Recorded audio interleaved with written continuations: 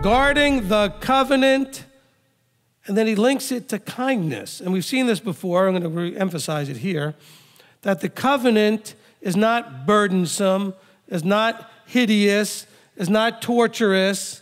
He's connecting it to kindness, guarding the covenant and kindness with those who love you. And so we need to understand that that's the way he sees the covenant of you do everything I say and I'll take care of you. That this is kindness. So we need to make sure that we embrace that. And notice that he's giving this covenant that he's guarding is with those who love you. And not only that, but it's only with those who are also guarding his commands.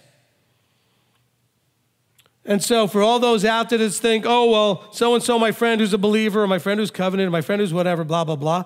If they don't guard his commands, they're not part of this equation here. This whole thing is got certain parameters linked to it. Loving him, guarding the commands.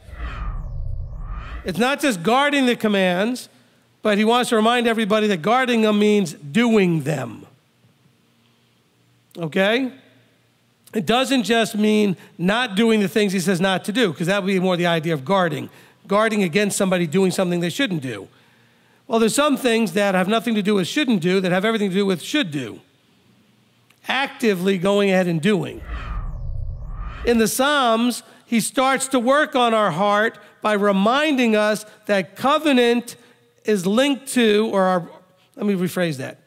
Our focus, our ability, our commitment to keep covenant is often linked to how much we remember what he's done. Reminding us of how awesome he is, how much mercy he's shown us, all the miracles he did, and we have all of those examples. And you're going to see that through the Psalms, that the psalmist is going to be reminding the linkage of covenant to all of what Yahweh has done and has promised to do. It's to those who guard his covenant and his witnesses. What are his witnesses? Well, we're guarding over and remembering everything he's done. All those things are witnesses to how great and mighty he is. That actually they're witnesses to just him being that he exists. These things witness that he exists. Witnesses to who he is and what he's doing and who he's doing it with. And he makes his covenant known to them. He's going to make you know about the covenant so that you can choose to covenant. He reveals himself. We saw this in one of the other parts we talked about, seeing the ark, right? Seeing it and then responding and the way we did. Here you have the same thing.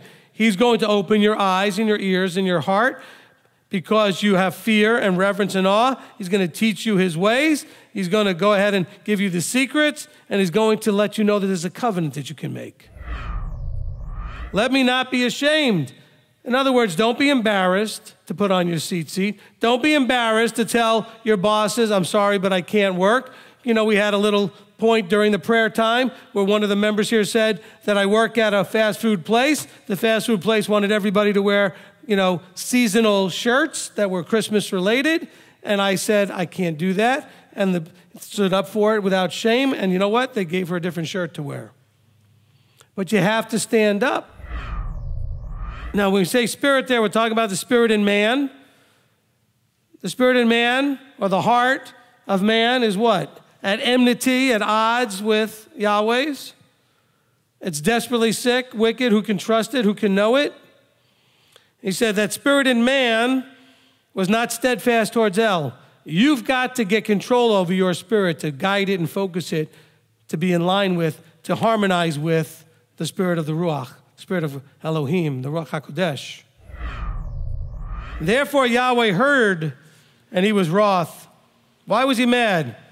Because he wants us to do the covenant part. What's the covenant that they made? We'll do everything you say.